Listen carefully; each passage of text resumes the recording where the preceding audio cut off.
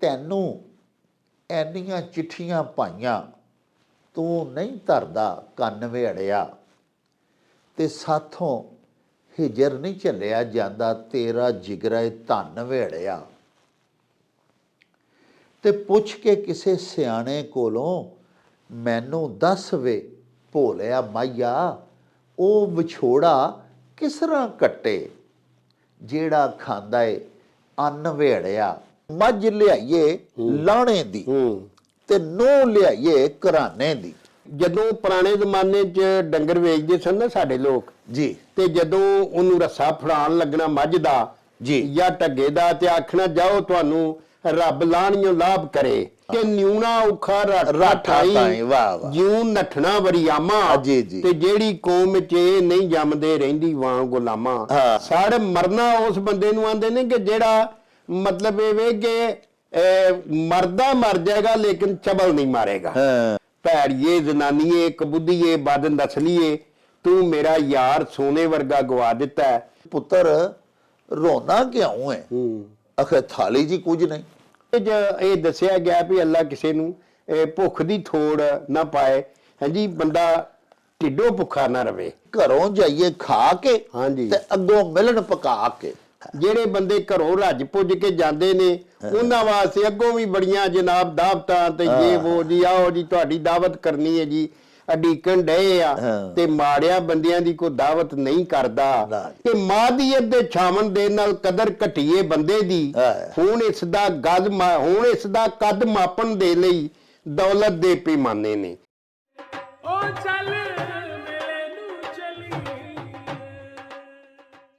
ਬਿਸਮਿल्लाहिर्रहमानिर्रहीम। ਸ਼ੁਰੂ ਖੁਦਾ ਦੇ ਨਾਮੋਂ ਜਿਸ ਦਾ ਜੋੜ ਜਵਾਬ ਨਾ ਕੋਈ, ਜਿਸ ਦੀ ਰਹਿਮਤ ਬਖਸ਼ਿਸ਼ ਵਾਲਾ ਅੰਤ ਹਿਸਾਬ ਨਾ ਕੋਈ। ਦੁਨੀਆ ਭਰ ਵਿੱਚ ਵਸਣ ਵਾਲੇ ਪੰਜਾਬੀਓ ਤੇ ਸਾਡੇ ਪਿਆਰੇ ਵੇਖਣ ਵਾਲਿਓ, ਅਸਲਾਮੁ ਅਲੈਕੁਮ, ਸਤਿ ਸ੍ਰੀ ਅਕਾਲ, ਨਮਸਕਾਰ ਤੇ ਢੇਰ ਢੇਰ ਸਲਾਮਾਂ। ਪੰਜਾਬੀ ਮਾਂ ਬੋਲੀ ਦੇ ਜ਼ੁਬਾਨੋਂ ਅਦਬ ਤੇ ਸਕਾਫਤ ਦੇ ਫਰੋਗ ਤੇ ਵਧਾਵੇ ਤੇ ਚੜ੍ਹਤਲ ਤੇ ਸਿੱਖਿਆ ਲਈ ਸ਼ੁਰੂ ਕੀਤੇ ਜਾਣ ਵਾਲੇ ਤੁਹਾਡੇ ਆਪਣੇ YouTube ਚੈਨਲ ਮੇਲਾ TV ਦੇ ਉੱਤੇ ਤੁਹਾਨੂੰ ਦਿਲ ਦੀਆਂ ਡੂੰਘਾਈਆਂ ਤੋਂ ਸਤ ਬਿਸਮਿਲ੍ਲਾ ਤੇ ਜੀ ਆਇਆਂ ਨੂੰ ਆਖਦੇ ਹਾਂ। ਸਾਹਿਬੋ, ਸਾਡੀ ਇਹ ਬੇਨਤੀ ਹੈ ਭਈ ਮੇਲਾ TV ਨੂੰ ਸਬਸਕ੍ਰਾਈਬ ਕਰ ਲਵੋ, ਨਾਲ ਬਣਿਆ ਹੋਇਆ ਘੰਟੀ ਦਾ ਨਿਸ਼ਾਨ ਜ਼ਰੂਰ ਦਬਾਇਆ ਜੀ, ਤਾਂ ਕਿ ਸਾਡੇ ਤਮਾਮ ਤਰ ਨੋਟੀਫਿਕੇਸ਼ਨਸ ਬਰ ਵਕਤ ਤੁਹਾਨੂੰ ਮਿਲ ਸਕਣ। ਪਿਆਰਿਓ, ਸਾਡੇ ਵਲੌਗਸ ਨੂੰ ਲਾਈਕ ਤੇ ਆਪਸ ਦੇ ਵਿੱਚ ਸ਼ੇਅਰ ਵੀ ਕਰਿਆ ਕਰੋ, ਤੇ ਨਾਲੇ ਸਾਨੂੰ ਆਪਣੇ ਕਮੈਂਟਸ ਜ਼ਰੂਰ ਭਿਜਵਾਇਆ ਕਰੋ, ਜਿਹੜੇ ਕਿ ਸਾਡੇ ਲਈ ਬੜੀ ਹੱਲਾਸ਼ੇਰੀ ਦਾ ਮੂਜਬ ਹੁੰਦੇ ਨੇ। ਤੇ ਨਾਲੇ ਅਸੀਂ ਤੁਹਾਡੇ ਕਮੈਂਟਸ ਦੇ ਚਾਨਣੇ ਆਪਣੀ ਗੱਲਬਾਤ ਨੂੰ ਮਜ਼ੀਦ ਨਿਖਾਰਨ, ਸ਼ਿੰਗਾਰਨ ਤੇ ਸਵਾਰਨ ਦਾ ਆਰ ਤੇ ਯਤਨ ਵੀ ਕਰਦੇ ਰਹਿੰਦੇ ਹਾਂ। ਪਿਆਰਿਓ, ਸਾਡੇ ਇੱਕ ਬੜੇ ਹੀ ਪਿਆਰੇ ਦੋਸਤ ਨੇ, ਬੜੇ ਨਿੱਘੇ ਤੇ ਉੱਘੇ ਸੱਜਣ ਨੇ, ਸਾਡੇ ਮੁਸਤਕਿਲ ਨਾਜ਼ਰ ਨੇ, ਬੈਲਜੀਅਮ ਬਸਿਲਸਿਲਾ ਰੁਜ਼ਗਾਰ ਮੁਕੀਮ ਨੇ, ਪਿੱਛੋਂ ਚਨਿਓਟ ਦੇ ਰਹਿਣ ਵਾਲੇ ਨੇ, ਸਾਡੇ ਦੇਸ਼ ਪੰਜਾਬ ਦੇ। ਫਰੀਦ ਯੂਸਫ ਉਹਨਾਂ ਦਾ ਨਾਮੇ ਨਾਮੀ ਇਸਮੇ ਗਿਰਾਮੀ ਹੈ। ਉਹਨਾਂ ਸਾਨੂੰ ਬਾਬਾ ਜੀ ਅਬੀਰ ਅਬੂਜ਼ਰੀ ਹੋਰਾਂ ਦੇ ਚੰਦ ਅਸ਼ਆਰ ਭਿਜਵਾਏ ਨੇ, ਤੇ ਸਾਥੋਂ ਮੰਗ ਕੀਤੀ ਹੈ ਕਿ ਇਹ ਅਸ਼ਆਰ ਅਸੀਂ ਆਪਣੇ ਸਾਰੇ ਵਿਊਅਰਸ ਦੇ ਨਾਲ ਸਾਂਝੇ ਕਰੀਏ। ਤੇ ਮੈਂ ਤੁਹਾਡੀ ਖਿਦਮਤ ਦੇ ਵਿੱਚ ਉਹ ਸ਼ੇਰ ਪੇਸ਼ ਕਰਨ ਲੱਗਾ। ਬਾਬਾ ਜੀ ਸਰਕਾਰ ਲਿਖਦੇ ਨੇ ਕਿ ਤੈਨੂੰ ਐਨੀਆਂ ਚਿੱਠੀਆਂ ਪਾਈਆਂ ਤੂੰ ਨਹੀਂ ਧਰਦਾ ਕੰਨ ਵੇੜਿਆ, ਤੇ ਸਾਥੋਂ ਹਿਜਰ ਨਹੀਂ ਝੱਲਿਆ ਜਾਂਦਾ ਤੇਰਾ ਜਿਗਰਾ ਧਨ ਵੇੜਿਆ। ਤੇ ਪੁੱਛ ਕੇ ਕਿਸੇ ਸਿਆਣੇ ਕੋਲੋਂ ਮੈਨੂੰ ਦੱਸ ਵੇ ਭੋਲਿਆ ਮਾਈਆ, ਉਹ ਵਿਛੋੜਾ ਕਿਸ ਤਰ੍ਹਾਂ ਕੱਟੇ ਜਿਹੜਾ ਖਾਂਦਾ ਏ ਅੰਨ ਵੇੜਿਆ।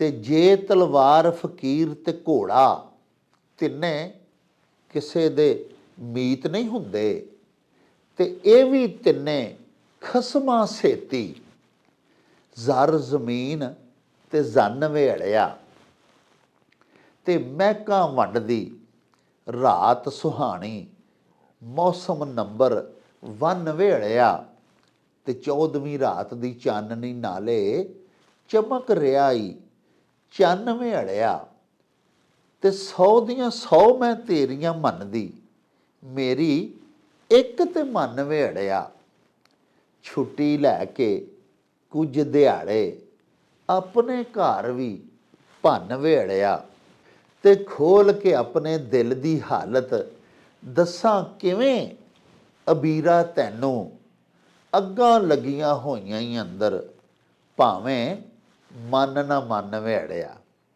ਤੇ ਸਾਹਿਬੋ ਆਓ ਹੁਣ ਚਲੀਏ ਤੁਹਾਡੇ ਭਿਜਵਾਏ ਹੋਏ ਅਖਾਣ ਲੈ ਕੇ ਬਾਬਾ ਜੀ ਅਹਿਸਾਨ ਬਾਜਵਾ ਹੋਰਾਂ ਦੇ ਕੋਲੇ, ਉਹਨਾਂ ਦੇ ਪਿੰਡ ਗਖੜਵਾਲੀ, ਤੇ ਬਾਕੀ ਵਿਚਾਰ ਉੱਥੇ ਹੀ ਚੱਲ ਕੇ ਤੁਹਾਡੇ ਨਾਲ ਸਾਂਝੇ ਕਰਾਂਗੇ। ਆਓ ਸਾਡੇ ਨਾਲ। ਉਹ ਚੱਲ ਮੇਰੇ ਨੂੰ ਚਲੀ। अस्सलामुअलैकुम जनाब बाजवा साहब। जी वालेकुम सलाम जनाब, की हाल है डॉक्टर साहब? जिਉਂਦੇ ਵਸਦੇ ਰਹੋ ਜੀ, ਖੈਰੀ ਆਓ ਜੀ। जी बड़ी मेहरबानी मेरी सरकार, अल्लाह पाक दा एहसान है, तुहाड़ियां दुआवां ने। अच्छा मेरी सरकार, अज जनाब असी जिहड़ा खान सब तो पहले तुहाडी खिदमत विच पेश करन लगे हां, ਉਹ जनाब साडे बड़े प्यारे मित्र ने, बाबा फरीद शूगर मिल उकाड़ा दे जनरल मैनेजर, अक्सर शिरकत करते रहते हैं साडे प्रोग्रामां दे विच। जवेद इकबाल कालू साहब, उन्हां जनाब अखान भेजिया बड़ा मत वाला। अखान इस तरह कि मझ लियाइए लाणे दी ते नूह लियाइए घराने दी। हाँ जी, ਇਹਦੇ ਚ ਜਿਹੜਾ ਸਾਡੇ ਕਲਾਸਿਕ ਪੰਜਾਬ ਦੇ ਵਿੱਚ ਨਾ ਜੀ ਲੋਕ ਜਿਹੜੀਆਂ ਇਹ ਗੱਲਾਂ ਸੁਚੱਜੀਆਂ, ਜਿਹੜਾ ਹਯਾਤੀ ਦਾ ਤੱਤ ਕੱਢਿਆ ਸੀ ਇਹਨਾਂ ਅਖਾਣਾਂ ਦੇ ਰਾਹੀਂ, ਇਹ ਵੇਖੋ ਨਾ ਛੋਟਾ ਜਿਹਾ ਅਖਾਣ ਹੈ ਤੇ ਕਿੱਡੀ ਵੱਡੀ ਇਹਦੇ ਚ ਮੱਤ ਦਿੱਤੀ ਗਈ ਹੈ ਜੀ। ਹਾਂਜੀ, ਕਿ ਜਦੋਂ ਪੁਰਾਣੇ ਜ਼ਮਾਨੇ 'ਚ ਡੰਗਰ ਵੇਚਦੇ ਸਨ ਨਾ ਸਾਡੇ ਲੋਕ ਜੀ, ਤੇ ਜਦੋਂ ਉਹਨੂੰ ਰੱਸਾ ਫੜਾਉਣ ਲੱਗਣਾ ਮੱਝ ਦਾ ਜੀ ਜਾਂ ਢੱਗੇ ਦਾ, ਤੇ ਆਖਣਾ ਜਾਓ ਤੁਹਾਨੂੰ ਰੱਬ ਲਾਣਿਓ ਲਾਭ ਕਰੇ। ਹਾਂਜੀ, ਤੁਹਾਨੂੰ ਲੈਣਿਓ ਲਾਭ ਕਰੇ, ਯਾਨੀ ਤੁਹਾਨੂੰ ਇਹ ਫਾਇਦਾ ਦੇਵੇ। ਵਾਹ। ਤੋ ਇਹਦੇ 'ਚ ਦੱਸਿਆ ਗਿਆ ਕਿ ਮੱਝ ਉਹ ਲਿਆਉਣੀ ਚਾਹੀਦੀ ਹੈ ਜਿਹਦੇ ਵਿੱਚ ਫਾਇਦਾ ਹੋਵੇ। ਵਾਹ ਵਾਹ। ਜੋ ਮਤਲਬ ਇਹ ਕਿ ਵੇਖੋ ਨਾ ਜ਼ਿਆਦਾ ਸੂਇਆਂ ਦੇ ਵਿੱਚ ਨਾ ਹੋਵੇ, ਹਾਲੀ ਦੂਜੇ ਤੀਜੇ ਸੂਏ ਹੋਵੇ। ਹਾਂਜੀ, ਉਹਦਾ ਫਿਰ ਪੈਰੋ ਪੈਰ ਦੁੱਧ ਵੱਧਦਾ ਹੈ। ਤੇ ਜੇ ਤੁਸੀਂ ਕੋਈ ਪੁਰਾਣੀ ਵਡੇਰੀ ਲੈ ਆਵੋਗੇ ਜਿਹੜੀ ਚੋਖੇ ਸੂਏ ਸੂਈ ਹੈ, ਤੇ ਉਹਦਾ ਫਿਰ ਦੁੱਧ ਜਿਹੜਾ ਨਾ ਪੈਰੋ ਪੈਰ ਕਮਜ਼ੋਰੀ ਆਉਣੀ ਹੈ। ਉਹਦੇ ਨਾਲ ਕੋਈ ਦੱਸਦੇ ਨੇ ਸਿਆਣੇ ਲੋਕ ਕਿ ਜਦੋਂ ਦੁੱਧ ਦਿੰਦੀ ਹੈ ਨਾ ਮੱਝ, ਤੇ ਉਹਦੀ ਚਰਬੀ ਖੁਰਦੀ ਹੈ ਨਾਲ। ਅੱਛਾ, ਤੇ ਜਿਹੜੀ ਜ਼ਿਆਦਾ ਸੂਇਆਂ ਦੇ ਵਿੱਚ ਮੱਝ ਹੋਏਗੀ ਉਹਦੇ ਤੁਹਾਨੂੰ ਫਾਇਦਾ ਨਹੀਂ, ਉਹ ਤੇ ਚੰਮ ਜਿਹਾ ਬਣ ਜਾਏਗਾ। ਇਸ ਵਾਸਤੇ ਉਹ ਲਵੋ ਜਿਹੜੀ ਮਤਲਬ ਕੋਈ ਪਹਿਲੇ ਦੂਜੇ ਸੂਏ ਹੈ। ਪਹਿਲੇ ਸੂਏ ਵੀ ਲੋਕੀ ਆਂਦੇ ਨੇ ਕਿ ਨਹੀਂ ਲੈਣੀ ਚਾਹੀਦੀ, ਕਿਉਂਕਿ ਉਹਦਾ ਕੋਈ ਪਤਾ ਨਹੀਂ ਹੁੰਦਾ ਕਿ ਇਹ ਮਤਲਬ ਕਿਸ ਤਰ੍ਹਾਂ ਦਾ ਦੁੱਧ ਦਿੰਦੀ ਹੈ। ਉਹ ਕਈ ਝੋਟੀ ਹੁੰਦੀ ਹੈ, ਝੋਟੀ ਹੁੰਦੀ ਹੈ। ਤੇ ਜਿਹੜੀ ਦੂਜੇ ਤੀਜੇ ਸੂਏ ਹੁੰਦੀ ਹੈ ਨਾ ਜੀ, ਉਹ ਮਤਲਬ ਇੱਕ ਦੋ ਸੂਏ ਉਹਨੂੰ ਵਰਤ ਲਿਆ ਹੁੰਦਾ ਨਾ ਜੀ, ਮਾਲਕਾਂ ਨੂੰ ਪਤਾ ਹੁੰਦਾ ਹੈ ਵੀ ਪਹਿਲੇ ਸੂਏ ਕਿੰਜ ਦੀ ਰਹੀ, ਦੂਜੇ ਸੂਏ ਕਿੰਜ ਦੀ। ਹਾਂਜੀ ਹਾਂਜੀ। ਤੇ ਇੰਜੀ ਜਿਹੜਾ ਨਾ ਜੀ ਧੀ ਲਿਆਈਏ ਘਰਾਨੇ ਦੀ, ਵੇਖੋ ਨਾ ਪਿੰਡ ਘਰਾਨੇ ਨਹੀਂ ਹੁੰਦੇ, ਘਰ ਘਰਾਨੇ ਹੁੰਦੇ ਇਸ ਤਰ੍ਹਾਂ। ਔਰ ਘਰਾਨੇ ਉਹ ਹੁੰਦੇ ਨੇ ਜਿਹੜੇ ਵਸਫਾਂ ਦੇ ਪਾਲਣਹਾਰ ਹੁੰਦੇ ਨੇ। ਵਾਹ ਵਾਹ। ਜਿਹੜੇ ਭਾਵੇਂ ਮਰਦੇ ਮਰ ਜਾਣ, ਭੁੱਖ ਪਾਰੋ ਮ੍ਰਿਤਨ ਪਾਰੋ, ਗਰੀਬੀ ਪਾਰੋ, ਉਹ ਚਵਲ ਕਦੀ ਨਹੀਂ ਮਾਰਦੇ। ਉਹ ਖਾਨਦਾਨੀ ਲੋਕ ਗਿਣੇ ਜਾਂਦੇ ਨੇ ਜਿਹੜੇ ਕਦਮ ਕਦਮ ਦੇ ਉੱਤੇ ਸੱਜੀਆਂ ਖੱਬੀਆਂ ਯਾਰੀਆਂ ਬਾਰੀਆਂ, ਹਾਂਜੀ, ਤੇ ਆਪਣੇ ਢਿੱਡ ਨੂੰ ਖਾਈ ਜਾਣਾ, ਲੋਕਾਂ ਲੈ ਲੈ ਕੇ ਠੱਗ ਕੇ ਠੱਗੀਆਂ ਠੋੜੀਆਂ ਕਰਕੇ ਤੇ ਆਖੀ ਜਾਣਾ ਜੀ ਉਹ ਢਿੱਡਾ ਜੀ, ਤੂੰ ਪੁੱਤਰ ਤੂੰ ਧੀ। ਉਹ ਜਿਹੜੇ ਲੋਕ ਨੇ ਨਾ ਉਹ ਕੋਈ ਚੰਗੇ ਨਹੀਂ ਹੋਏ। ਤੇ ਵਸਾਯੋਗ ਜਾਂ ਖਾਨਦਾਨੀ ਲੋਕ ਜਿਹੜੇ ਹੁੰਦੇ ਨੇ ਉਹਨਾਂ ਕੋ ਕਦੀ ਕਿਸੇ ਨੂੰ ਨੁਕਸਾਨ ਨਹੀਂ ਪੁੱਜਦਾ। ਬਾਜਵਾ ਸਾਹਿਬ, ਤੁਸੀਂ ਜਿਵੇਂ ਆਂਦੇ ਹੁੰਦੇ ਹੋ ਕਿ ਫਿਰਨਾ ਔਖਾ ਰਾਠਾ ਤਾਈ, ਤੁਹਾਡਾ ਆਪਣਾ ਹੀ ਸ਼ੇਰ ਹੈ। ਹਾਂਜੀ, ਮੇਰਾ ਉਹ ਸ਼ੇਰ ਹੈ, ਨਜ਼ਮ ਹੈ ਕਿ ਨਿਉਣਾ ਔਖਾ ਰਾਠਾ ਤਾਈ, ਜਿਉਂ ਨੱਠਣਾ ਵਰਿਆਮਾ, ਤੇ ਜਿਹੜੀ ਕੌਮ ਚ ਨਹੀਂ ਜੰਮਦੇ ਰਹਿੰਦੀ ਵਾਂ ਗੁਲਾਮਾਂ। ਇੱਥੇ ਮੈਨੂੰ ਇਹ ਗੱਲ ਯਾਦ ਆ ਗਈ ਹੈ ਕਿ ਇੱਧਰ ਜਿਹੜਾ ਸਾਹੀਵਾਲ ਦੇ ਇਲਾਕੇ ਦੀ ਗੱਲ ਹੈ ਕਿ ਉੱਥੇ ਦੋ ਕਬੀਲਿਆਂ ਦੇ ਅੰਦਰ ਦੋ ਬੰਦਿਆਂ ਦੇ ਅੰਦਰ ਬੜੀ ਦੋਸਤੀ ਸੀ, ਬੜੀ ਪੁਰਾਣੀ ਗੱਲ ਹੈ, ਵਾਹ। 5 7 10 ਪੀੜ੍ਹੀਆਂ ਪਹਿਲਾਂ ਦੀ ਗੱਲ ਹੈ ਜੀ। ਔਰ ਉਹਨਾਂ ਦੀ ਦੋਸਤੀ ਪੁਰਾਣੇ ਜ਼ਮਾਨੇ 'ਚ ਇੱਕ ਦੂਜੇ ਕੋਲ ਜਾਣਾ, ਘੋੜੀਆਂ ਤੇ ਲੋਕੀ ਸਫ਼ਰ ਕਰਦੇ ਸਨ, ਤੇ ਜਦੋਂ ਕਣਕ ਛਿਣਕ ਬੀਜ ਲੈਣੀ, ਫਸਲ ਵੱਲੋਂ ਵਿਹਲਿਆ ਹੋ ਜਾਣਾ ਜੀ। ਤੇ ਜਾ ਕੇ ਕੋਈ 10 ਦਿਨ ਮਹੀਨਾ ਰਹਿਣਾ ਜੀ। ਉਹ ਇੱਕ ਧਿਰ ਜਿਹੜਾ ਸੀ ਨਾ, ਉਹ ਜਦੋਂ ਦੂਜੇ ਕੋਲ ਗਿਆ ਦੋਸਤ, ਤੇ ਉਦੋਂ ਕਿਤੇ ਉੱਥੇ ਕੋਈ ਮਹੀਨਾ ਕੋ ਰਿਹਾ, ਸਾਰੀ ਦਿਹਾੜੀ ਗੱਪਾਂ ਮਾਰਨੀਆਂ, ਮਤਲਬ ਇਹ ਕਿ ਸੌਖਾ ਜੀਵਨ ਸੀ, ਪਿਆਰ ਜੋ ਬੜਾ ਪਿਆਰ ਸੀ। ਮੁਹੱਬਤ ਸੀ, ਬੜਾ ਸਾਫ ਸੁਥਰਾ। ਤੇ ਉਹ ਭਰਾ ਬਣੇ, ਪੱਗਾਂ ਵਟਾਈਆਂ ਜੀ। ਤੇ ਉੱਥੇ ਗਿਆ ਤੇ ਉਹਨਾਂ ਦਿਨਾਂ ਜਿੰਨਾ ਉਹਨਾਂ ਦਾ ਨਾ ਕੋਈ ਸੋਨੇ ਦੀਆਂ ਕੋਈ ਟੂੰਬਾਂ ਕਿਤੇ ਪਈਆਂ ਸਨ ਜੀ। ਉਹ ਸੋਨੇ ਦੀਆਂ ਕੋਈ ਟੂੰਬਾਂ ਜਿਹੜੀਆਂ ਨੇ ਨਾ ਉਹਨਾਂ ਦੀਆਂ, ਉਹ ਕੋਈ ਗਵਾਚ ਗਈਆਂ। ਹਾਂ। ਅੱਛਾ, ਹੁਣ ਉਹ ਜਿਹੜਾ ਬੰਦਾ ਸੀ ਨਾ ਜਿਨ੍ਹਾਂ ਦੇ ਕੋਲ ਉਹ ਦੋਸਤ ਗਿਆ ਸੀ, ਜੀ। ਉਹਨੇ ਚਿਰ ਨੂੰ ਉਹ ਜਿਹੜਾ ਬੰਦਾ ਗਿਆ ਸੀ ਉਹ ਤੇ ਵਾਪਸ ਆ ਗਿਆ ਘੋੜੀ ਤੇ ਬਹਿ ਜੀ। ਕੇ। ਘਰ 'ਚ ਗੱਲ ਹੋਈ ਤੇ ਉਹਦਾ ਸਾਈਂ ਆਂਦਾ ਹੈ ਵੀ ਇਹ ਕਿੱਥੇ ਟੂੰਬਾਂ ਟੁੱਟ ਗਈਆਂ ਨੇ। ਹਾਂ। ਹਾਂਜੀ, ਤੇ ਬੰਨ ਕੇ ਜੋ ਰੱਖੀਆਂ ਸਨ ਕੱਪੜੇ ਦੇ ਵਿੱਚ। ਜੀ। ਤੇ ਕੌਣ ਲੈ ਗਿਆ?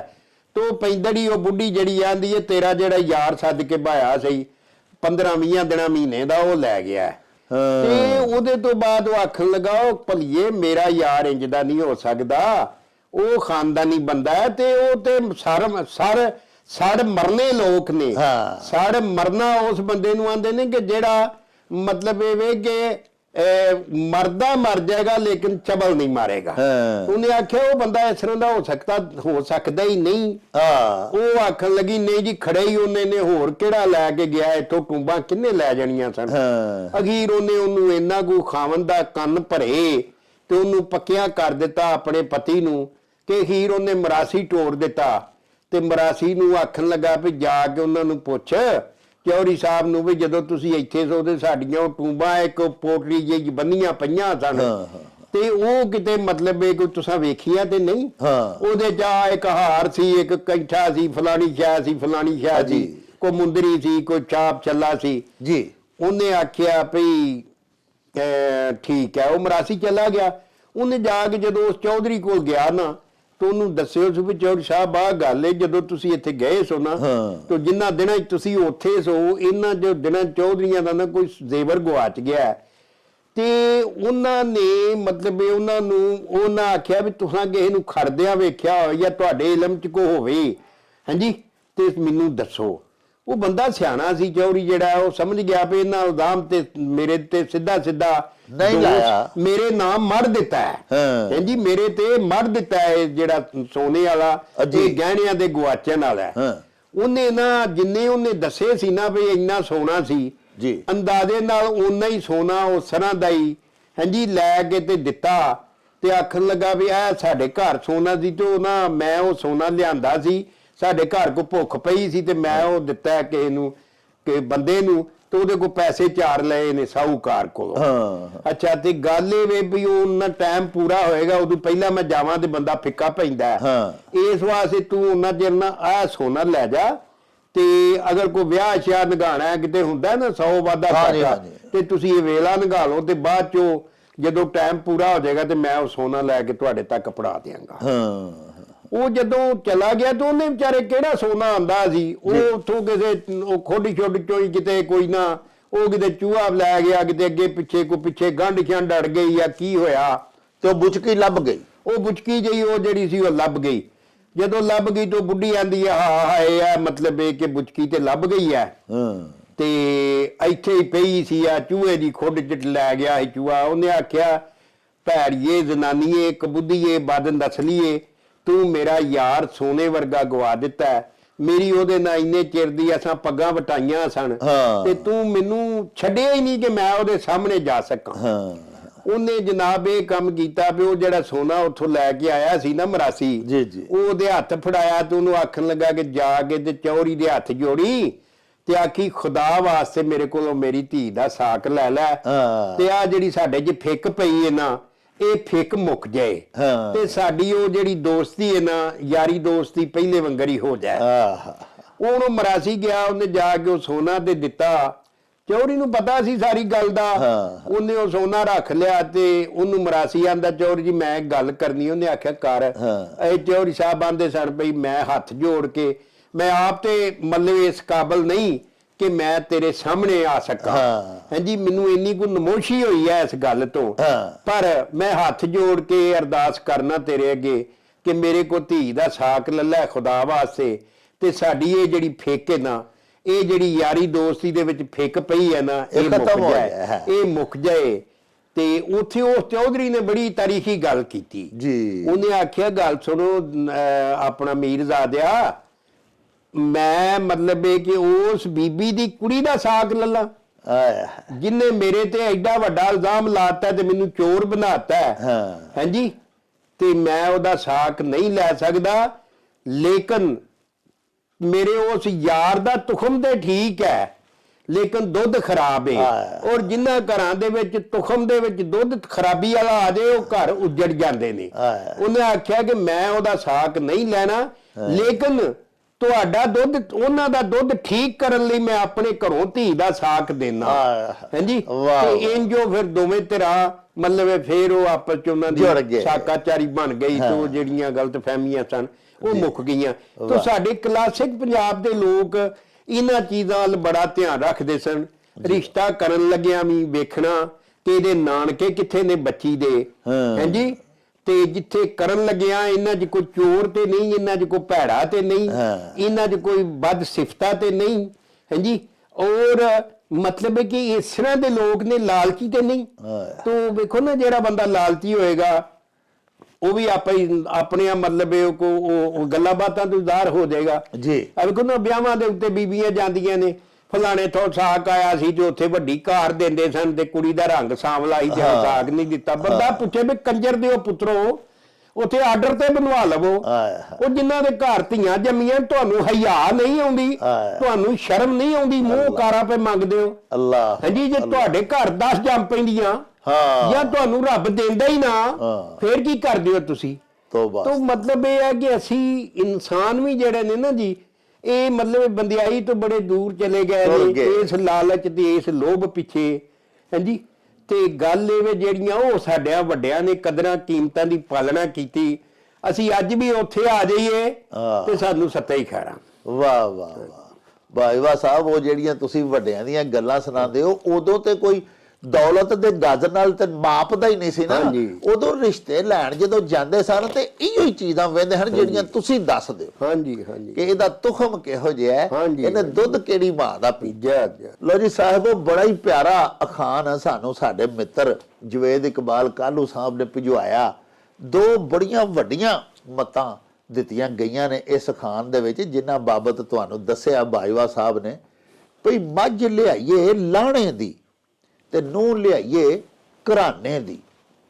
ਸਾਹਿਬੋ, ਇਨਸਾਨ ਨੇ ਜੇ ਜ਼ਿੰਦਗੀ ਆਪਣੀ ਖੁਸ਼ਗਵਾਰ ਬਣਾਉਣੀ ਹੈ ਔਰ ਅੱਛੇ ਅੰਦਾਜ਼ ਦੇ ਵਿੱਚ, ਬੜੇ ਸਾਰੇ ਟੱਬਰ ਦੇ ਵਿੱਚ ਬਾਵਕਾਰ ਅੰਦਾਜ਼ ਦੇ ਵਿੱਚ, ਸ਼ਰੀਕੇ ਦੇ ਵਿੱਚ ਬੜੀ ਇੱਜ਼ਤ ਦੇ ਨਾਲ ਜ਼ਿੰਦਗੀ ਗੁਜ਼ਾਰਨੀ ਹੈ, ਤੇ ਉਹਦੇ ਵਾਸਤੇ ਇਹ ਬੜਾ ਹੀ ਜ਼ਰੂਰੀ ਹੈ ਕਿ ਕੋਈ ਵੀ ਜਿਹੜਾ ਸਾਹਿਬੇ ਖਾਨਾ ਹੈ, ਕੋਈ ਬੰਦਾ ਜਿਹੜਾ ਕਿਸੇ ਘਰ ਦਾ ਮਾਲਕ ਹੈ, ਉਹਦੀ ਰੰਨ ਜਿਹੜੀ ਹੈ, ਜਿਹਨੂੰ ਖਾਤੂਨੇ ਖਾਨਾ ਅਸੀਂ ਉਰਦੂ ਚ ਆਖਦੇ ਹਾਂ, ਤੇ ਰੰਨ ਘਰਦਾਰੀ ਚਲਾਉਣ ਵਾਲੀ ਔਰਤ ਨੂੰ ਅਸੀਂ ਪੰਜਾਬੀ ਚ ਆਖਦੇ ਹਾਂ।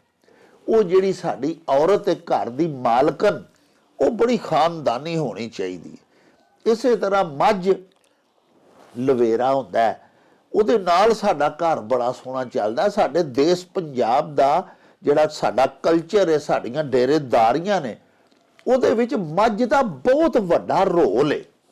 ਵੇਖੋ ਨਾ, ਸਾਡੇ ਜਿੰਨੇ ਚੁਦਰਮੇ ਚੱਲਦੇ ਨੇ ਉਹਦੇ ਵਿੱਚ ਚੌਧਰੀਆਂ ਦੇ ਅਸਾਂ ਵੇਖਿਆ ਡੇਰੇ, ਜਿਵੇਂ ਬਾਜਵਾ ਸਾਹਿਬ ਸੁਣਾਉਂਦੇ ਹੁੰਦੇ ਨੇ ਕਿ ਇਹਨਾਂ ਦੇ ਵਾਲਦ ਸਾਹਿਬ ਲੰਬੜਦਾਰ ਸਨ, ਇਹਨਾਂ ਦੇ ਦਾਦਾ ਜੀ, ਇਹਨਾਂ ਦਾ ਇੱਥੇ ਬੜਾ ਵੱਡਾ ਡੇਰਾ ਸੀ। ਤੇ ਫਿਰ ਜਦੋਂ ਕੋਈ ਆਉਂਦਾ ਉਹਦੇ ਅੱਗੇ ਚਾਹ ਪਾਣੀ ਰੱਖਣਾ ਹੁੰਦਾ, ਉਹ ਚੌਧਰੀ ਦਾ ਤੇ ਫਿਰ ਚੁਦਰਮਾ ਹੀ ਨਹੀਂ ਨਾ ਚੱਲਦਾ ਜੇ ਆਓ ਭਗਤ ਨਾ ਕਰੇ। ਉਹਦਾ ਡੇਰਾ ਹਰ ਵੇਲੇ ਚੱਲ ਰਿਹਾ ਹੁੰਦਾ।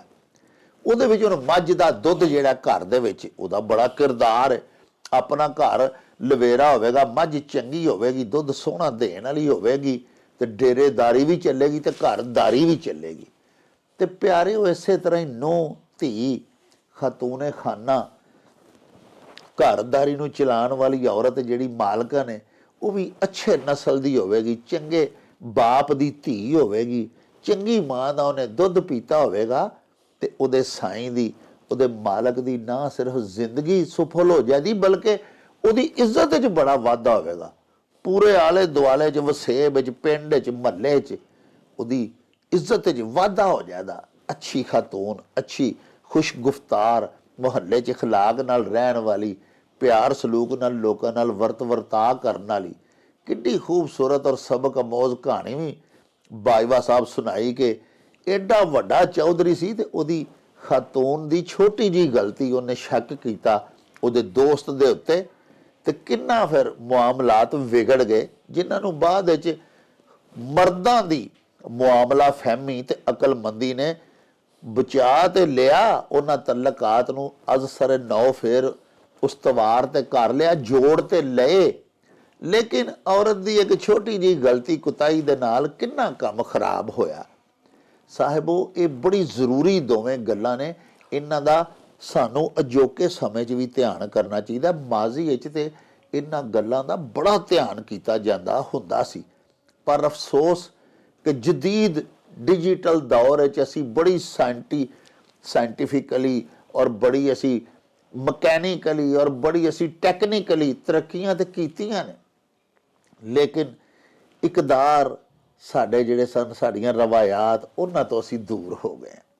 ਬਾਜਵਾ ਸਾਹਿਬ, ਤੁਸੀਂ ਫਰਮਾਉਂਦੇ ਹੁੰਦੇ ਹੋ ਵੀ ਸਾਡੇ ਇਸ ਬਰਰੇ ਸਗੀਰ ਦੀ ਸਭ ਤੋਂ ਪਹਿਲੀ ਕੋ 5-10 ਹਜ਼ਾਰ ਸਾਲ ਪਹਿਲੇ ਤੁਸੀਂ ਫਰਮਾਉਂਦੇ ਹੋ ਵੀ ਜਿਹੜੀ ਯੂਨੀਵਰਸਿਟੀ ਸੀ ਉਹ ਟੈਕਸ ਲੈ ਬਣੀ ਸੀ ਸਭ ਤੋਂ ਪਹਿਲਾਂ। ਹਾਂਜੀ ਸਰਕਪ ਯੂਨੀਵਰਸਿਟੀ। ਹਾਂ ਜੀ, ਸਰਕਪ ਯੂਨੀਵਰਸਿਟੀ। ਤੇ ਜਨਾਬ ਸ਼ਹਿਰ ਟੈਕਸਲੇ ਤੋਂ ਜ਼ੈਗਮ ਅਜ਼ੀਮ ਖਾਨ ਸਾਹਿਬ, ਸਾਡੇ ਬੜੇ ਪਿਆਰੇ ਦੋਸਤ ਮਿੱਤਰ, ਸਾਡੇ ਜਨਾਬ ਪਰਮਾਨੈਂਟ ਵਿਊਅਰ ਨੇ, ਉਹਨਾਂ ਜਨਾਬ ਅਖਾਨ ਭੇਜਿਆ ਭਈ ਪੁੱਤਰ ਰੋਣਾ ਕਿਉਂ ਹੈ? ਅਖੇ ਥਾਲੀ ਜੀ ਕੁਝ ਨਹੀਂ। ਹਾਂਜੀ, ਟੈਕਸਲਾ ਜਿਹੜਾ ਨਾ ਇਹ ਸਾਡਾ ਹਜ਼ਾਰਾਂ ਸਾਲ ਪੁਰਾਣਾ ਸ਼ਹਿਰ ਹੈ ਜੀ। ਔਰ ਟੈਕਸਲਾ ਜਿਹੜਾ ਦੋ ਟੈਕਸਲੇ ਆਉਂਦੇ ਨੇ, ਇੱਕ ਤੇ ਮਤਲਬ ਇਹ ਜਿਹੜਾ ਜਲੂਦ ਦੇ ਜਿਹੜਾ ਪੁੱਤਰ ਸੀ ਉਹਦੇ ਆਦ ਜਿਹਦੇ ਨਾਂ ਤੋਂ ਮੋਹਨ ਜੋ ਦੜੋ ਪਿਆ, ਜਿਹਦੀ ਨਸਲ ਜਿਹਦੇ ਨਾਂ ਤੇ ਪਿਆ, ਉਹਦੇ ਪੁੱਤਰਾਂ 'ਚ ਵੀ ਇੱਕ ਟੈਕਸਲਾ ਆਉਂਦਾ, ਇੱਕ ਅਰਫਖਾ ਸਿੰਧ ਦੇ ਪੁੱਤਰਾਂ 'ਚ ਟੈਕਸਲਾ ਆਉਂਦਾ। ਅੱਛਾ। ਤੇ ਇਹ ਉਦੋਂ ਦਾ ਯਾਨੀ ਇਹ ਹਜ਼ਾਰਾਂ ਸਾਲ ਪੁਰਾਣਾ ਵਸੋਂ ਹੈ। ਔਰ 8000 ਸਾਲ ਦੇ ਪਹਿਲਾਂ ਉਹ ਟੈਕਸਲੇ ਯੂਨੀਵਰਸਿਟੀ ਜਿਹੜੇ ਸਾਡੇ ਵੱਡੇ ਬਾਬੇ ਨੇ ਜੀ, ਜਿਹਦਾ ਨਾਂ ਸਰਕਪ ਵੀ ਸੀ, ਸ਼ਸਤਰਕ ਵੀ ਸੀ, ਸੋਤਰਕ ਵੀ ਸੀ, ਹਵੇਲੀਆ ਵੀ ਸੀ। ਹਵੇਲੀਆਂ ਸ਼ਹਿਰ ਵੀ ਉਹਦੇ ਨਾਂ ਤੇ ਪਿਆ ਹੋਇਆ। ਅੱਛਾ। ਹਾਂਜੀ ਉਹਨੇ ਬਣਾਈ ਸੀ ਜਦੋਂ ਦੁਨੀਆ 'ਚ ਕਿਤੇ ਯੂਨੀਵਰਸਿਟੀ ਦਾ ਕਨਸੈਪਟ ਹੀ ਨਹੀਂ ਸੀ। ਹਾਂਜੀ, ਔਰ ਪੂਰੀ ਦੁਨੀਆ ਦੇ ਸ਼ਹਿਜ਼ਾਦੇ ਉਹਦੇ ਕੋਲ ਆ ਕੇ ਪੜ੍ਹਦੇ ਸਨ। ਵਾਹ। ਔਰ ਇਹ ਗੱਲ ਮਹਾਤਮਾ ਬੁੱਧ ਉਹਦਾ ਸ਼ਾਗਿਰਦ ਸੀ, ਕੁਟਲੀਆ ਚਾਣਕੀਆ ਵੀ ਉਹਦਾ ਸ਼ਾਗਿਰਦ ਸੀ। ਅੱਛਾ। ਹਾਂਜੀ। ਤੇ ਅਖਾਨ ਜਿਹੜਾ ਤੁਸੀਂ ਦੱਸਿਆ ਪੁੱਤਰ ਰੋਣਾ ਕਿਉਂ ਹੈ? ਹਾਂਜੀ ਅਖੇ ਥਾਲੀ ਜੀ ਕੁਝ ਨਹੀਂ। ਹਾਂਜੀ, ਇਹ ਦੱਸਿਆ ਗਿਆ ਕਿ ਇਸ ਦੁਨੀਆ ਦੇ ਅੰਦਰ ਸਾਰੇ ਜਿਹੜੇ ਰੋਣ ਤੇ ਸਿਆਪੇ ਨੇ ਉਹ ਰੋਟੀ ਦੇ ਨੇ। ਢਿੱਡ ਨਾ ਪਈਆਂ ਰੋਟੀਆਂ ਤੇ ਸਭੋ ਗੱਲਾਂ ਖੋਟੀਆਂ। ਤੇ ਬੰਦਾ ਦੁਆ ਕਰਦਾ, ਯਾ ਅੱਲਾ ਕੁੱਲੀ ਗੁੱਲੀ ਤੇ ਜੁੱਲੀ ਦਈ ਰੱਖੀ, ਇਹਦੇ ਵੱਲੋਂ ਹਾਰ ਨਾ ਕਦੀ ਆਏ। ਤੇ ਜੇ ਕੁੱਲੀ ਗੁੱਲੀ ਤੇ ਜੁੱਲੀ ਤਿੰਨੇ ਛਾਵਾਂ ਬੰਦੇ ਦੇ ਕੋਲ ਹੋਣ ਤੇ ਮੈਂ ਸਮਝਣਾ ਫਿਰ ਉਹ ਜੇ ਹੋਰ ਕੁਝ ਮੰਗਦਾ ਤੇ ਮੈਂ ਸਮਝਣਾ ਉਹ ਨਾ ਸ਼ੁਕਰ ਹੈ। ਹਾਂਜੀ। ਤੇ ਜਦੋਂ ਬੰਦਾ ਵੇਖੋ ਨਾ ਰੋਣ ਤੇ ਸਾਰਾ ਭੁੱਖਦਾ, ਇਸ ਦੁਨੀਆ 'ਚ ਰੋਣ ਤੇ ਸਾਰਾ ਭੁੱਖਦਾ। ਹਾਂਜੀ। ਰੱਜਿਆ ਜਿਹੜਾ ਉਹ ਕਦੋਂ ਰੋਂਦਾ ਹੈ? ਉਹ ਹੋ ਸਕਦਾ ਕਿ ਹੋਰ ਨੂੰ ਰੋਂਦਾ ਹੋਵੇ, ਲੇਕਿਨ ਉਹਦਾ ਰੋਣ ਜਿਹੜਾ ਬੰਦਾ ਭੁੱਖ ਦਾ ਰੋਣ ਹੈ ਨਾ, ਇਹਦੇ ਹੀ ਦੱਸਿਆ ਗਿਆ ਵੀ ਬੱਚਾ ਰੋਣ ਕਿਉਂ ਡਿੱਠਿਆ? ਉਹਨੇ ਆਖਿਆ ਥਾਲੀ 'ਚ ਕੱਖ ਨਹੀਂ। ਦੇਖੋ ਨਾ, 4 ਕਿਤਾਬਾਂ ਮਤਲਬ ਅਸਮਾਨੋਂ ਉਤਰੀਆਂ ਤੇ 5ਵਾਂ ਉਤਰਿਆ ਟੁੱਕ, ਤੇ ਜੇ ਨਾ ਹੋਵੇ ਟੁੱਕ ਤੇ ਸਭੋ ਜਾਵਣ ਮੁੱਕ। ਭੁੱਖੇ ਬੰਦੇ ਦਾ ਤੇ ਇਮਾਨ ਹੀ ਕੋਈ ਨਹੀਂ ਹੁੰਦਾ।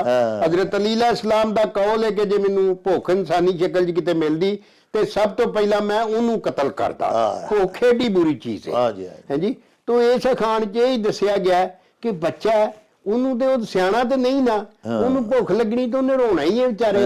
ਤੇ ਉਹਨੇ ਆਖਿਆ ਇਹਦੇ 'ਚ ਥਾਲੀ 'ਚ ਕੱਖ ਨਹੀਂ। ਹਾਂਜੀ। ਤੇ ਮੈਂ ਕੀ ਕਰਾਂ, ਮੈਨੂੰ ਭੁੱਖ ਸਤਾਨ ਡੱਠੀ ਹੈ। ਹਾਂਜੀ। ਤੇ ਇਹਦੇ 'ਚ ਇਹ ਦੱਸਿਆ ਗਿਆ ਵੀ ਅੱਲਾ ਕਿਸੇ ਨੂੰ ਭੁੱਖ ਦੀ ਥੋੜ ਨਾ ਪਾਏ। ਹਾਂਜੀ। ਬੰਦਾ ਢਿੱਡੋਂ ਭੁੱਖਾ ਨਾ ਰਵੇ। ਹਾਂਜੀ। ਤੇ ਉਂਝ ਵੀ ਆਂਦੇ ਨੇ ਜਦੋਂ ਢਿੱਡ ਰੱਜਿਆ ਹੋਏ ਤੇ ਫਿਰ ਸਾਰੀਆਂ ਮੱਤਾਂ ਆਉਂਦਾ ਪਈਆਂ। ਹਾਂਜੀ। ਤੇ ਜਦੋਂ ਢਿੱਡ ਜਿਹੜਾ ਉਹ ਭੁੱਖਾ ਹੋਵੇ ਤੇ ਬੰਦੇ ਦੀਆਂ ਸਾਰੀਆਂ ਸੁਰਤਾਂ, ਸਾਰੀ ਅਕਲ, ਸਾਰਾ ਫਿਕਰ ਉਹਦਾ ਗਵਾਚ ਜਾਂਦਾ ਹੈ। ਲਓ ਜੀ ਸਾਹਿਬੋ, ਜਿਹੜਾ ਅਖਾਨ ਭਿਜਵਾਇਆ ਸੀ ਜ਼ੈਗਮ ਅਜ਼ੀਮ ਖਾਨ ਸਾਹਿਬ ਨੇ ਟੈਕਸਲੇ ਤੋਂ, ਭਈ ਪੁੱਤਰ ਰੋਣਾ ਕਿਉਂ ਹੈ, ਅਖੇ ਥਾਲੀ 'ਚ ਹੀ ਕੁਝ ਨਹੀਂ। ਬਾਜਵਾ ਸਾਹਿਬ ਨੇ ਵੇਖੋ ਕਿੰਨੀ ਪਿਆਰੀ ਇਹਦੀ ਵੰਡ ਕੀਤੀ ਵੀ ਜਿੰਨੀ ਇਨਸਾਨਾਂ ਦੀ ਪੂਰੀ ਦੁਨੀਆ ਦੇ ਵਿੱਚ ਨਸਾ ਭੱਜੀ ਇਹ ਹੈ ਤੇ ਪੇਟ ਦੀ ਖਾਤਰ ਹੀ ਹੈ ਨਾ, ਰੋਟੀ ਦੀ ਖਾਤਰ ਹੀ ਹੈ ਨਾ। ਤੇ ਜੇ ਬੰਦੇ ਨੂੰ ਰੋਟੀ ਵੀ ਨਾ ਮਿਲੇ ਰੱਜ ਕੇ ਤੇ ਫਿਰ ਪਿਆਰੇ ਉਹਨੇ ਰੋਣਾ ਧੋਣਾ ਹੀ ਹੈ ਨਾ। ਇਸ ਖਾਨ ਵਿੱਚ ਇਸੇ ਗੱਲ ਵੱਲ ਗੌ ਸਾਡਾ ਕਰਵਾਇਆ ਗਿਆ ਹੈ ਵੀ ਰੋਣੇ ਧੋਣੇ ਵੀ ਸਾਰੇ ਜਿਹੜੇ ਨੇ ਨਾ ਉਹ ਇਸੇ ਵਾਸਤੇ ਹੀ ਨੇ ਭਈ ਬੰਦੇ ਨੂੰ ਜੇ ਰੋਟੀ ਵੀ ਨਾ ਰੱਜ ਕੇ ਲੱਭੇ, ਜੇ ਖਾਣ ਪੀਣ ਵੀ ਮੁਯੱਸਰ ਨਹੀਂ ਤੇ ਫਿਰ ਉਹਨੇ ਰੋਣਾ ਪਿੱਟਣਾ ਹੀ ਹੈ, ਫਿਰ ਉਹਦੇ ਕੋਲ ਬਾਕੀ ਕੀ ਰਹਿ ਜਾਂਦਾ। ਬਾਜਵਾ ਸਾਹਿਬ 5 ਵੜ ਤੋਂ ਯੂਸਫ ਢਿੱਲੋਂ ਸਾਹਿਬ ਜੀ ਉਹਨਾਂ ਜਨਾਬ ਅਖਾਨ ਭਿਜਵਾਇਆ, ਇਹ ਵੀ ਰੋਟੀ ਬਾ ਰਹੀਏ। ਹਾਂਜੀ ਅਖਾਨ ਇਸ ਤਰ੍ਹਾਂ ਜੀ ਵੀ ਘਰੋਂ ਜਾਈਏ ਖਾ ਕੇ ਤੇ ਅੱਗੋਂ ਮਿਲਣ ਪਕਾ ਕੇ। ਹਾਂਜੀ ਇਹ ਵੇਖੋ ਨਾ ਜੀ, ਇਹ ਖਾਨ ਇਹ ਕਿ ਜਿਹੜਾ ਬੰਦਾ ਪੁੱਜਦਾ ਸਰਦਾ ਨਾ ਜੀ ਉਹਦੇ ਹੀ ਸਾਰੇ ਲੋਕ ਭੱਜ ਕੇ ਉਹਨੂੰ ਅੱਗੋਂ ਆਂਡੀ ਦੀ ਸੇਵਾ ਕਰਨ ਲਈ ਤਿਆਰ ਹੁੰਦੇ ਨੇ। ਤੇ ਮਾੜੇ ਬੰਦੇ ਨੂੰ ਮਤਲਬ ਵੀ ਕੋਈ ਬੰਦਾ ਸਲਾਮ ਦੁਆ ਲੈ ਕੇ ਰਾਜ਼ੀ ਨਹੀਂ। ਜਿਹੜੇ ਬੰਦੇ ਘਰੋਂ ਰੱਜ ਪੁੱਜ ਕੇ ਜਾਂਦੇ ਨੇ ਉਹਨਾਂ ਵਾਸਤੇ ਅੱਗੋਂ ਵੀ ਬੜੀਆਂ ਜਨਾਬ ਦਾਵਤਾਂ ਤੇ ਜੇ ਉਹ ਜੀ ਆਓ ਜੀ ਤੁਹਾਡੀ ਦਾਵਤ ਕਰਨੀ ਹੈ ਜੀ, ਅਡੀਕਣ ਡਏ ਆ। ਤੇ ਮਾੜਿਆਂ ਬੰਦਿਆਂ ਦੀ ਕੋਈ ਦਾਵਤ ਨਹੀਂ ਕਰਦਾ। ਇਸ ਵਾਸਤੇ ਉਹਨਾਂ ਨੂੰ ਪਤਾ ਵੀ ਸਾਨੂੰ ਇਹਦੇ ਕੋ ਕੀ ਲੱਭਣਾ, ਕਿਉਂਕਿ ਬੰਦਿਆਂ ਨੂੰ ਕੋਈ ਰੱਬ ਦਾ ਬੰਦਾ ਤੇ ਸਮਝਦਾ ਹੀ ਨਹੀਂ। ਇੱਥੇ ਤੇ ਅਸੀਂ ਤੋਲਨੇ ਆ, ਅਸੀਂ ਮਤਲਬ ਦੌਲਤ ਦੇ ਗਜ਼ ਨਾਲ, ਅਖਤਿਆਰ ਦੇ ਗਜ਼ ਨਾਲ, ਤਾਕਤ ਦੇ ਗਜ਼ ਨਾਲ ਬੰਦਿਆਂ ਨੂੰ ਮਿਣਨੇ ਆ। ਔਰ ਜਿਹਦੀ ਵਜ੍ਹਾ ਹੈ ਕਿ ਸਾਡੀ ਵਸੋਂ ਜਿਹੜੀ ਹੈ ਮਰਨੇ ਪਈ ਹੋਈ ਹੈ। ਜਿਹੜੀ ਵਸੋਂ ਦੇ ਅੰਦਰ ਬੰਦਿਆਈ ਦੀਆਂ ਕਦਰਾਂ ਮੁੱਕ ਜਾਣ ਔਰ ਬੰਦਿਆਈ ਦੀਆਂ ਕਦਰਾਂ ਦੀ ਕੀਮਤ ਕਰਨ ਵਾਲੇ ਮੁੱਕ ਜਾਣ, ਉਹ ਵਸੋਂ ਜਿਉਂਦੀ ਨਹੀਂ ਰਹਿ ਸਕਦੀ। ਵੇਖੋ ਨਾ, ਹੋਣਾ ਤੇ ਚਾਹੀਦਾ ਕਿ ਬੰਦਾ ਬੜਾ ਗੁਣਵਤੀਆ ਹੈ, ਇਹ ਬੰਦਾ ਬਹੁਤ ਚੰਗਾ ਬਾਸੂਲ ਹੈ, ਸੱਚਾ ਹੈ, ਇਹ ਝੂਠਾ ਨਹੀਂ।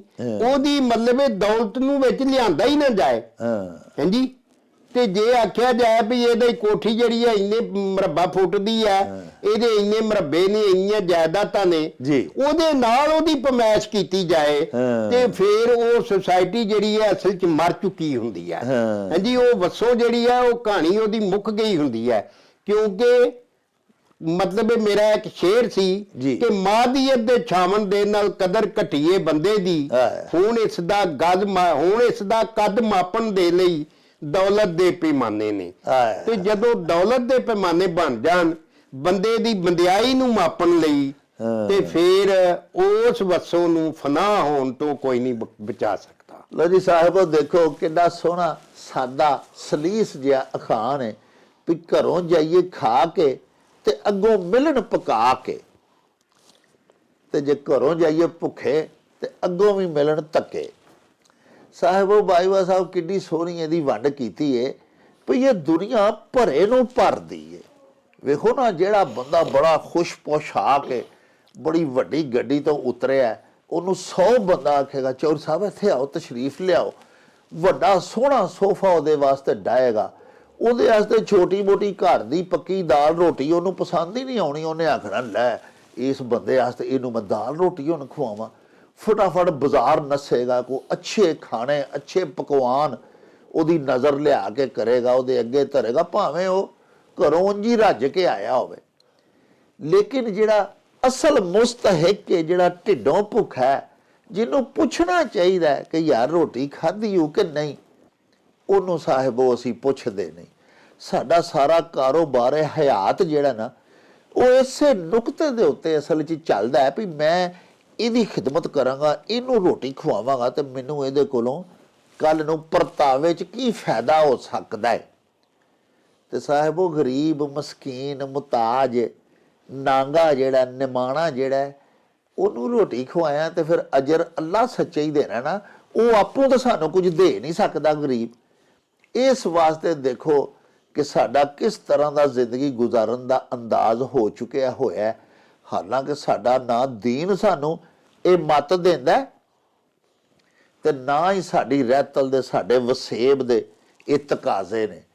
ਅਸੀਂ ਜਿਸ ਦੇਸ਼ ਦੇ ਰਹਿਣ ਵਾਲੇ ਆ, ਉੱਥੋਂ ਦੇ ਲੋਕੀ ਤੇ ਕੱਲਿਆਂ ਰੋਟੀ ਨਹੀਂ ਸਨ ਖਾਂਦੇ ਹੁੰਦੇ। ਉਸ ਦੇਸ਼ ਵਿੱਚ ਅਸਾਂ ਵੇਖਿਆ ਕਿ ਚੌਧਰੀ ਦੇਸ਼ ਪੰਜਾਬ ਦਾ ਜੱਟ ਆਪਣੇ ਘਰ ਫਸਲ ਹੀ ਨਹੀਂ ਸੀ ਖੜਦਾ, ਸਾਰੀ ਜ਼ਿਮੀਂਦਾਰ ਆਪਣੀ ਫਸਲ ਦੀ ਕਟਾਈ ਕਰਨ ਤੋਂ ਬਾਅਦ ਬੌਲ ਅਸਮਾਨ ਤੱਕ ਉੱਚਾ ਲਾ ਛੱਡਦਾ ਸੀ। ਸਾਰੇ ਪਿੰਡ ਦੇ ਲਾਗੀਆਂ ਨੂੰ ਪਹਿਲੇ ਉਹਨੇ ਉਹਨਾਂ ਦਾ ਹਿੱਸਾ ਦੇਣਾ, ਉਦੋਂ ਬਾਅਦ ਫਿਰ ਆਪਣੇ ਘਰ ਦਾਣੇ ਢੋਂਦਾ ਹੁੰਦਾ ਸੀ। ਅਸੀਂ ਉਸ ਦੇਸ਼ ਦੇ ਰਹਿਣ ਵਾਲੇ ਹਾਂ।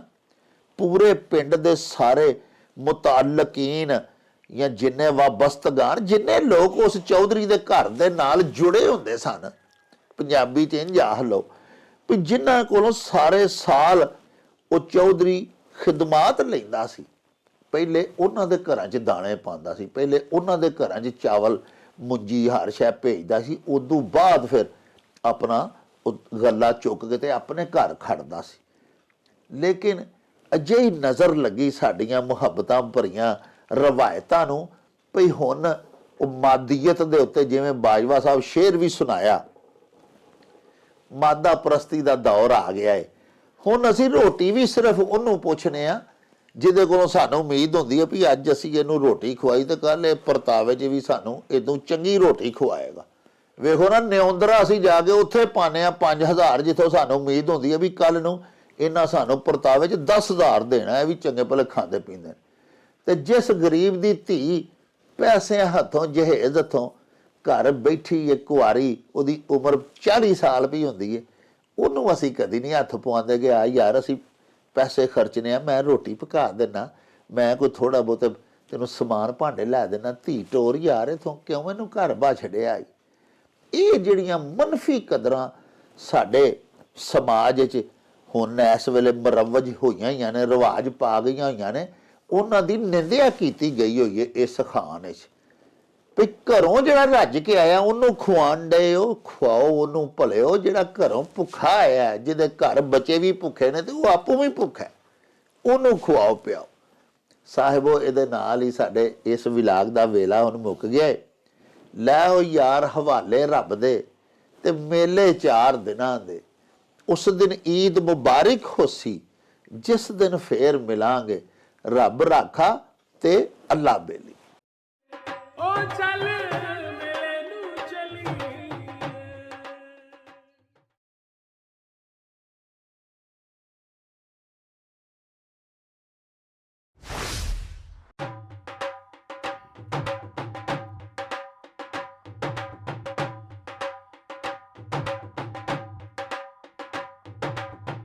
ਰੌਣਕ ਹੋ ਜਾਊ ਛੱਟ ਵੇ, ਚੱਲ ਮੇਲੇ ਨੂੰ ਚਲੀਏ। ਓ ਰੌਣਕ ਹੋ ਜਾਊ ਛੱਟ ਵੇ, ਚੱਲ ਮੇਲੇ ਨੂੰ ਚਲੀਏ। ਮੱਲਾ ਕੱਢ ਕੁੜਦੇ ਦੇ ਵੱਟ ਵੇ, ਚੱਲ ਮੇਲੇ ਨੂੰ ਚਲੀਏ।